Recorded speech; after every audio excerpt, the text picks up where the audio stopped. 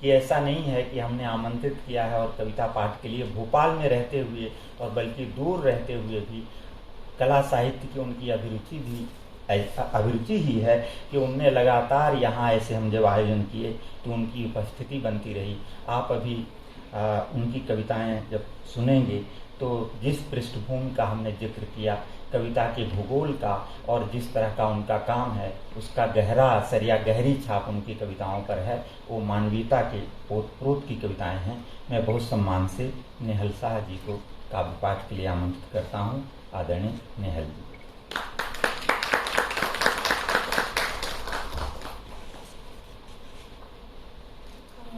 सभी को नमस्ते।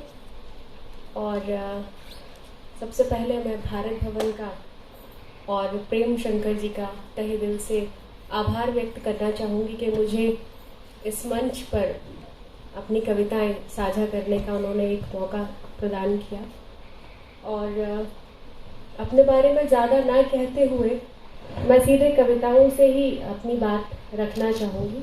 और बीच बीच में जैसे जैसे वो कविताएं बनती गई उसके बारे में कुछ एक छोटी छोटी बातें कि कैसे आई और क्यों लिखा मैंने।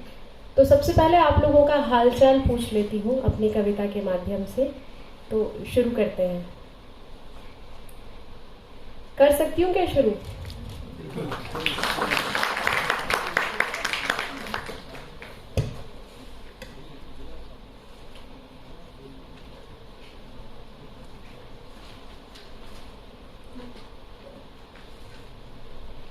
और कहो तुम कैसे हो? अच्छा बताओ, क्या तुम्हारा हरा रंग भी मेरे हरे रंग जैसा ही है? ये लाल, पीला, सफेद तुम महसूस करते हो मुझसा ही? अच्छा ये सब छोड़ो, यह कहो कि बारिश की बूंदें जब तुम्हारे तन पर गिरती हैं तो तुम्हारा मन भी भीगता है मेरी तरह? चलो जाने दो, तुम बस इतना कह दो कि जब तुम मेरे पास होते हो तब तुम कहीं भी और नहीं होते मेरी तरह। अच्छा मत कहो कुछ, बस यूं ही बैठे रहो तुम और मैं इस खिड़की से बाहर झांक कर उस वृक्ष को देखते हैं। वह वृक्ष हमें एक देख लेगा, एक साथ देख लेगा।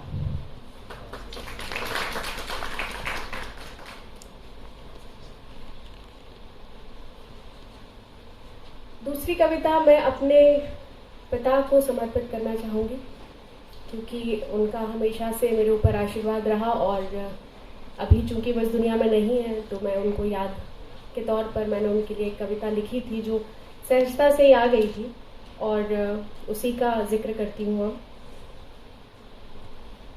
मेरी सहजता में मेरे पिता हमेशा मेरे साथ होते हैं काव्य की तरह। सफ़ेद पैंट शर्ट की जेब में पेन, चश्मा और हाथ में मेटल बेल्ट की घड़ी, जो वे कतई दिखावे के लिए नहीं पहनते। समय की बहुत कीमत थी उनके लिए अपनी बात के बाद। इंसानियत को वे इन दोनों से ऊपर रखते थे। उनके शब्दकोश में इंसान होने का अर्थ बड़ी ही जिम्मेदारी से भरा था जिसको वे जीवन भर निभाते रहे। उनकी नजरों में कीमत नहीं थी तो बस अमीरी की। उनके जीवन का एकमात्र मकसद था फकीर बन जाना, जो वे हुए भी। वे दोनों हाथ से बांटते हैं ये हमें अंदाजा था, पर इतना भी नहीं जितना उनके दफ्तर के चौकीदार ने बताया। वे कभी पैसे गिनकर ना रखते और मांगने पर पूरा बंटवा दे देते, कहते हुए कि जितना कम पड़े ले लो, और दिया हुआ पैसा कभी वापस ना लेते। जब वे जीवित थे कुछ विचित्र सा था हमारे घर में। केवल वे बीमार थे, बाकी सब स्वस्थ। जैसे उन्होंने सबकी बीमारी निकाल कर खुद में सहेज ली हो किसी डिपॉजिट की तरह। बहुत कुछ था उन्हें मृत्यु के भय के अलावा। ब्लड प्रेशर, डायबिटीज, दिल का रोग, किडनी की समस्या और इन समस्याओं के साथ होने से अन्य कई जटिल समस्याएं जिनके लिए वे कई बार ऑपरेट हुए, किंतु जैसे ही होश में आते बहुत हसीन सा एक शेर सुनाते। मैं जब भी पूछती आप थक गए, तुमसे ज्यादा नहीं, वे हर बार कहते। वे हमारी मर्जी का इलाज कराते रहे, जिससे हम कुछ न कर पाने की आत्मग्लानि से बचे रहें। उन्होंने हमें मौका दिया बहुत कुछ करने का, और फिर मेरी असहजता में एक दिन अचानक भाई की बाहों में चले गए। वे इस तरह गए कि मजबूत कर गए भाई की बाहें, माँ का दिल, दूर रह रही बहन की मनःस्थिति और मेरी सहजता, जिसमें वे हमेशा मेरे साथ रहते हैं।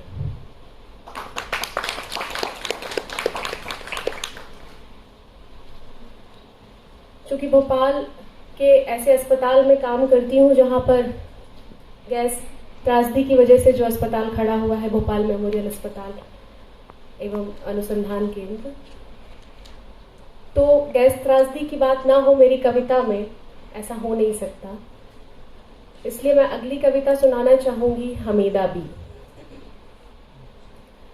हमीदा बी एक पुरानी मरीज जिनको सांस की परेशानी और उनका मैं इलाज कर रही थी, उसी वक्त ये कविता हुई, बस उन्हें एक बार देखने से। हमीदा बी। वे बहुत पुरानी थीं, आजादी की आखिरी लड़ाई से भी अधिक पुरानी, और सांस की मरीज भी कई वर्षों से, या यूं कहें कि हो गई थी भोपाल गैस त्रासदी के बाद, और मरीजों जैसी। पर्याप्त हवा होने पर भी अपनी सांस न जोड़ पाना दुखद है और विचित्र भी, किंतु उनके चेहरे पर सुकून था, इतना जितना कि मृत देह के चेहरे पर होता है।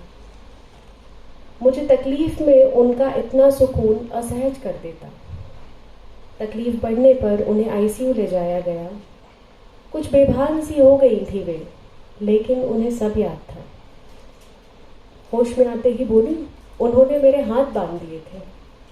मरीज नींद या बेहोशी में कोई नली ना खींच ले, इसलिए ऐसा करना पड़ता है। मैंने कोई गुनाह नहीं किया, फिर भी मेरे हाथ बांध दिए।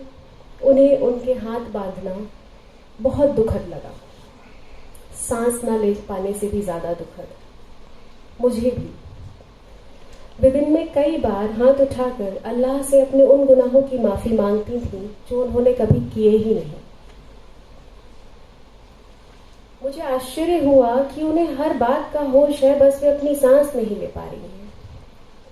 वे ऑक्सीजन सपोर्ट पर थीं, मैं उन्हें सांस लेने का सलीका सिखा रही थी। वे बिस्मिल्लाह करते हुए हर सांस लेती जा रही थी और सुकून से मुस्कुराती जा रही थी। मैंने उनके घर का पता पूछा तो बोली, मैं उस मोहल्ले में रहती हूँ जहाँ एक सिपाही को गोली मार दी थी। पहले गैस रिसी, फिर दंगे हुए, मेरा घर बिक गया। परिवार पूछने पर अपने शौहर पर झुंझराकर बोली, वे इतने पहले अल्लाह को प्यारे हो गए कि अब हमें बिन का चेहरा भी याद नहीं। एक बेटी का इंतकाल हो गया, एक बेटा 92 के दंगों से लापता है। उन्हीं दंगों में बहू का हाथ काट दिया गया। बगल में खड़ी बहू झट से कटा हाथ दिखा देती है। वे उसी के साथ रहने लगी। मैंने असहज होते हुए लंबी सांस ली, पर सांस ठीक से आई नहीं।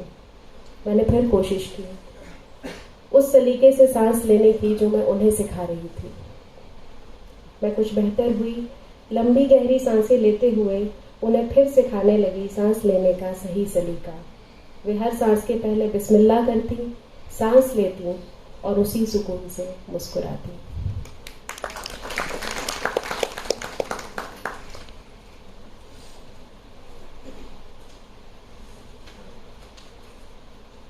बचपन में मुझे शिकायत वाली नेहल कहा करते थे, क्योंकि मुझे दुनिया से बड़ी शिकायतें थी।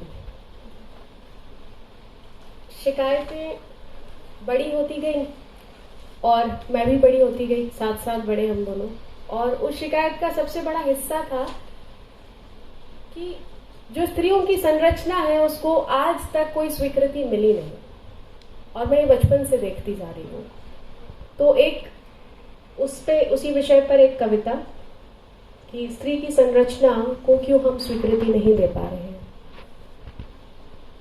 मैंने जाना कि मनुष्य को जब से मनुष्य कहा जा रहा है तब से उसकी संरचना तय है, कोई खास बदलाव नहीं आया उसमें। इधर स्पष्ट कर दूं कि मैं मनुष्य में स्त्री और पुरुष दोनों को गिनती हूं, किंतु युग बीत जाने पर भी स्त्री देह अब भी जिज्ञासा का विषय है। आश्चर्य है, इतनी वैज्ञानिक प्रगति हो जाने पर भी स्त्री की संरचना को कोई स्वीकृति नहीं मिली। उसे अजब अचंभे सा देखा जाना या टटोला जाना आज भी जारी है। ऐसा भी नहीं कि जो देखता टटोलता है वह अनभिज्ञ तक का है या असभ्य समाज का हिस्सा, बस उसके देखने छूने के कारण अलग है। न जाने कहां से आते हैं वे, घूर कर और टटोल कर न जाने कहां को चले जाते हैं। कुछ लोग उन्हें पुरुष कहते हैं, तो क्या पुरुष ऐसे होते हैं या केवल उनकी शारीरिक संरचना पुरुषों जैसी होती है? क्या स्त्री को आवरण से ढक देना उसे नग्न होने से बचा सकता है किसी पुरुष की नजरों में? यहां मुझे एक किस्सा याद आता है द्रौपदी चीरहरण का। जब पांडव उसे भरी सभा में जुए में हार गए थे और वह लज्जित हो चीख रही थी न्याय के लिए, रोक रही थी खींचने से अपना आवरण, कृष्ण को याद कर रही थी, कृष्ण आए और बढ़ा दिया उसका चीर। भगवान जो ठहरे। इस दृश्य पर सभी ने बहुत तालियां बजाई, मैंने भी। किंतु क्या सही मायनों में कृष्ण उसे निर्वस्त्र होने से रोक पाए थे? क्या वह अनावृत नहीं हो गई थी सभा में प्रत्येक व्यक्ति की कल्पना में? और आज जब भी इस बात का जिक्र होता है वह अनावृत हो जाती है हमारे जहन में किसी प्रेक्षागृह की तरह, और हम कृष्ण को ढूंढते फिरते हैं उसके आवरण के लिए। और सोचिए, जो कृष्ण समय पर न पहुंच पाते तो भी वे एक स्त्री की संरचना से अधिक और क्या देख लेते।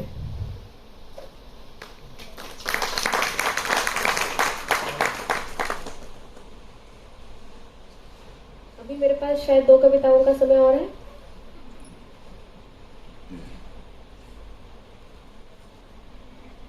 थ्री सिस्टर्स एक प्ले है एंटोन चेखव का, और शायद यहाँ पर बैठे हुए लोगों ने पढ़ा भी होगा उसको। एक कहानी थी जिसमें 3 बहनें और एक भाई, और वो 3 बहनें अपने जीवन में अलग अलग कारणों से अपना जीवन जिस तरह से जीना चाहती हैं वो नहीं जी पाती, पर वो अपने भाई की ओर देखती हैं कि शायद जीवन में वो कुछ आगे बढ़ जाए, कुछ कर जाए, और उसी पर ये पूरा प्ले लिखा गया है। काफी खूबसूरत प्ले है, और उसके ऊपर जब मैंने उसे पढ़ा तो एक कविता कौंधी, और वो मैं आपके समक्ष प्रस्तुत करती हूँ। वे 3 चिड़िया अलग अलग पिंजरे में बंद देखती हैं एक दूसरे की ओर, दुख से भरी, कभी स्वयं के कभी एक दूसरे के। वे देखती हैं दूर तक पिंजरे के बाहर अनेक रंगों से सजी हुई पृथ्वी, और देखती हैं वे दूर स्वच्छ नीला आकाश। उनके मन की आकुलता दिखती है उनके फड़फड़ाते पंखों में, जो टूटते हैं कई बार उड़ने की होड़ में। वे देखती हैं मुक्ति की आस से एक उड़ती हुई चिड़िया की ओर, जो कुछ ही क्षण में आ बैठती है उनके वृक्ष पर, ढक कर स्वयं को आवरण से। वे रोकना चाहती हैं उसे, हटाना चाहती हैं उसका आवरण, देखना चाहती हैं मुक्त उसे स्वयं के साथ। अब वे देखती हैं अपने मन के दुख की छाया अपने पास पड़ी पृथ्वी के चेहरे पर, और दुख बहते हुए पृथ्वी की आंखों से। महसूस करती हैं आंसुओं की गर्म आंच से अपने आसपास दिन और रात को झुलसते हुए। वे लौट आती हैं अपने ही मन के भीतर के शांत कोने में, टटोल कर दुख के कुछ शांत क्षण बैठ जाती हैं पंख पसार कर, कभी ना उड़ने के लिए। ये एक मनस्थिति, एक प्ले के कारण। एक आखिरी कविता, या इसके पहले एक और बोल सकती हूँ? एक कविता और उसके बाद आखिरी। एक कविता जब मैंने लिखी तो शायद मैंने ये सोचकर नहीं लिखी थी कि ये फ्रांस काफ्का को समर्पण होगा मेरा, पर जब मैंने उसे लिख दिया तो मुझे लगा कि ये कविता जो है वो असल में फ्रांज काफ्का की आत्मा को आत्मसात किए बिना नहीं लिखा जा सकता था, और ये समर्पण है मेरा फ्रांज काफ्का का मेटामॉर्फोसिस को। काफी सारे लोगों ने उसको पढ़ा होगा, जिन्होंने नहीं पढ़ा वो शायद इस कविता के बाद पढ़ने की कोशिश करें। और ये एक स्त्री की विचित्र स्थिति इस समाज में जो है उसको लेकर है। यह तकरीबन आधी रात की बात है। उस वक्त मैं नींद में कविताएं लिखती हूँ। मैंने देखा जगह जगह के छोटे छेदों से स्त्रियां निकल रही हैं कॉकरोच बनकर। लोग उनके पीछे भाग रहे हैं। कोई उन्हें चप्पल से मार रहा है, कोई उन्हें जबरदस्ती पकड़ने की कोशिश कर रहा है, तो कोई धर दबोचने में कामयाब हो गया है। कोई उन्हें तरकीब से पीठ के बल लिटा देना चाहता है। एक बार इस तरह चित हो जाने पर वे पलट नहीं पाती और दम तोड़ देती हैं।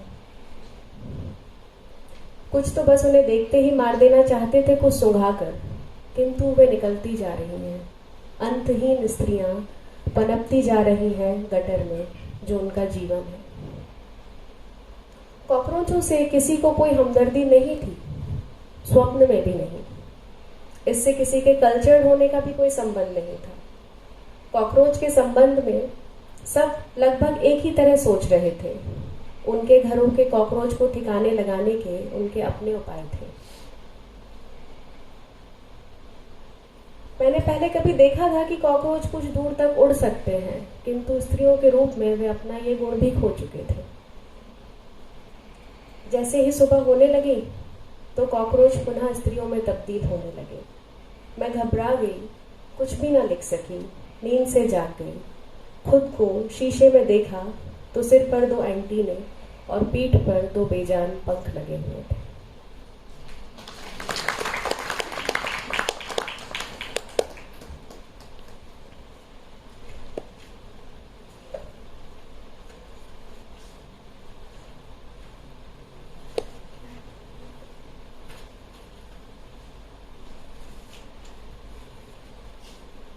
ये शायद मेरी आखिरी कविता है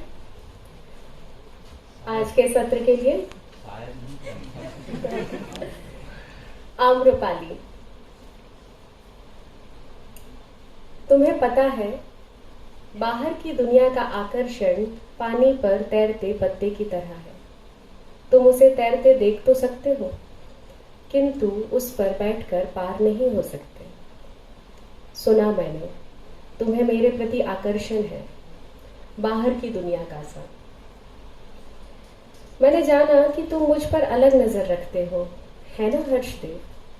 मुझे देखने छूने की कोशिशें करते हो, तो जान लो, मुझे देखना आधी रात में गंडक के वृक्ष पर पूरे चांद को तैरते देखना है।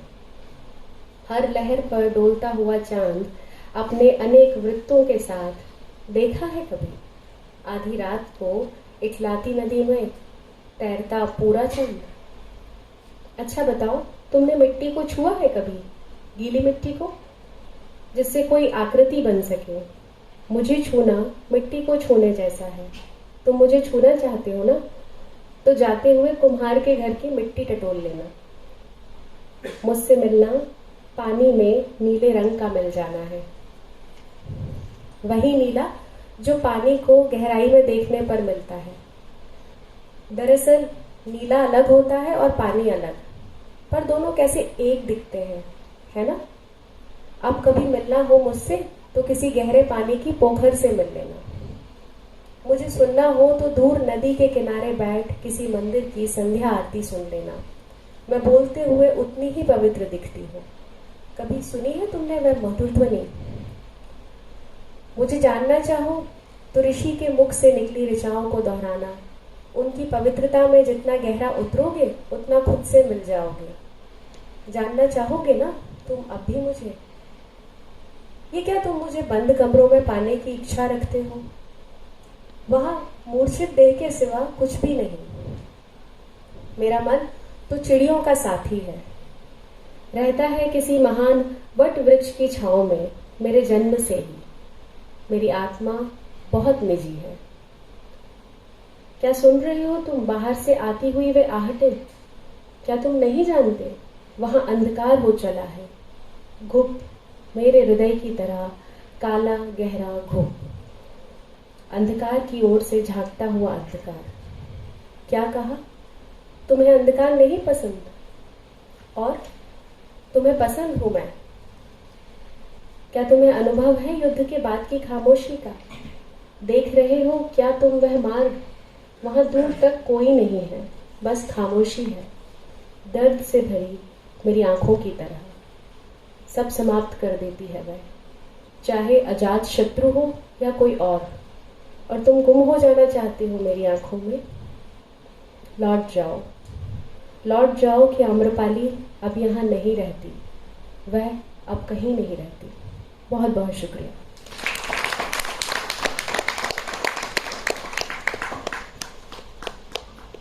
एक बार फिर से आभार भारत भवन और प्रेमशंकर जी का। Thank you so much.